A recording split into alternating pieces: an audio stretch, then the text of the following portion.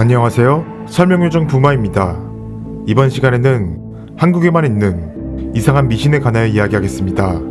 지난 시간에 이야기했던 실제 한국에 있었던 이상한 괴담은 채널에서 다시 확인할 수 있으니 많은 관심과 구독 부탁드립니다.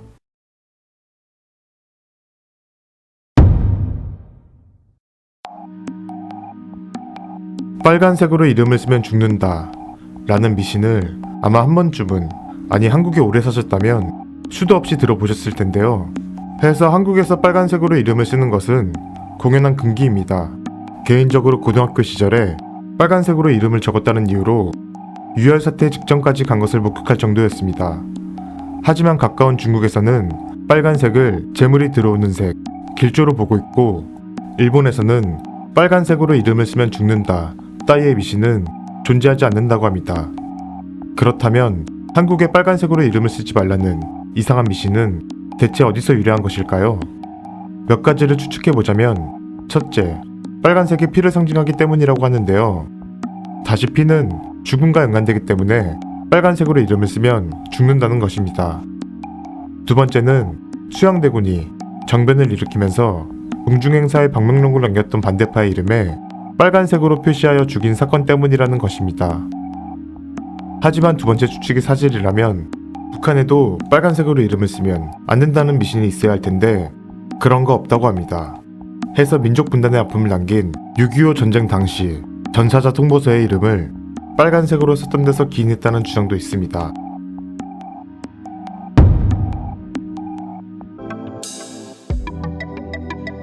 손이나 발 등에 나는 이것을 대개 티눈으로 혼동하는 경우가 많은데요. 이것은 인두 유종 바이러스, 즉 사마귀입니다.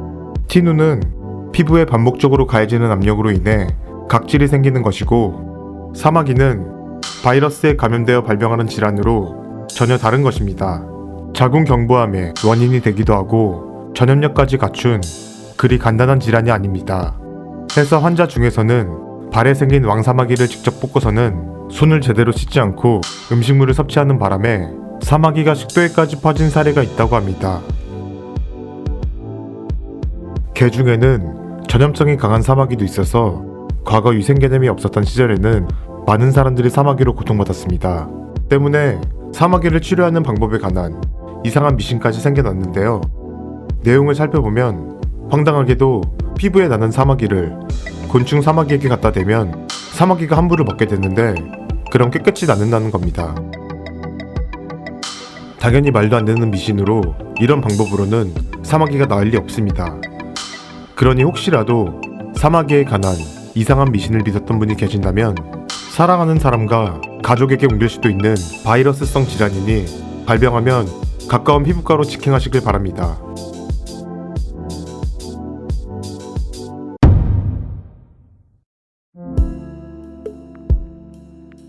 어릴 적 비가 오는 날이면 어른들께서 산성비에 맞으면 대머리가 된다며 밖에 나가는 것을 주의하라고 말씀하시곤 했는데요. 저도 어릴 때 빡빡이가 될까봐 깊은 고민을 했던 기억이 납니다. 그런데 산성비를 맞으면 대머리가 된다는 말, 과연 사실일까요?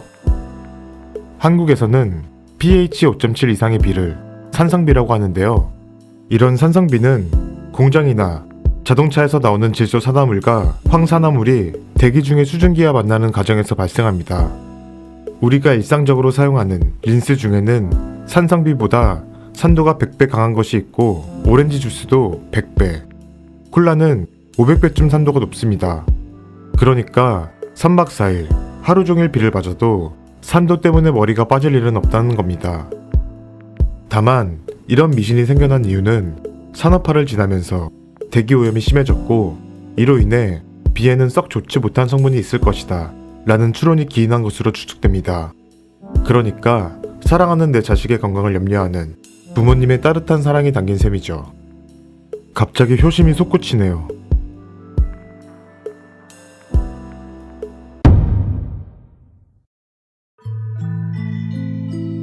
시꺼먼 생김새 탓에 흉조의 상징이 되어버린 가엾고 딱한 조류 까마귀. 삼국시대 고구려에서만 해도 다리가 셋 달린 까마귀를 삼조고라고 숭상했던 한국의 역사와 괴를 함께한 동물입니다. 게다가 멍청의 대명사로 알려져 있지만 사실은 사람의 얼굴을 구분할 수 있으며 신호등의 패턴을 기억하고 파란불에 건널 정도로 지능이 높습니다. 영국에서는 까마귀를 킹스버드라고 부르며 길조로 여기고 있지만 많은 문화에서는 까마귀를 불길한 징조로 보고 있습니다. 그 중에서도 우리나라가 유독 심한 편이라고 하는데요. 까마귀가 한국에서 특별히 흉조가 된 데에는 어둠을 연상시키는 시꺼먼 생김새 외에도 조선시대에 제주도 지방에 있었던 한 설화를 원인으로 보고 있습니다. 까마귀는 원래 염라대왕에게 저승명부를 받고 죽은 사람들을 데려오는 일종의 저승사자 역할을 했다고 하는데요. 그러나 저승에서 내려오는 길에 배가 너무 고픈 나머지 죽은 말을 발견하고는 정신없이 먹어치웠는데 이 과정에서 저승명부를 잃어버렸다고 합니다.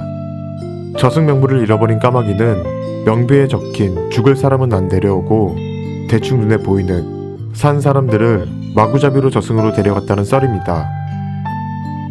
때문에 까마귀가 나타나면 죽음, 즉 흉조가 들이운다는 이상한 미신이 생긴 것으로 추정하고 있습니다.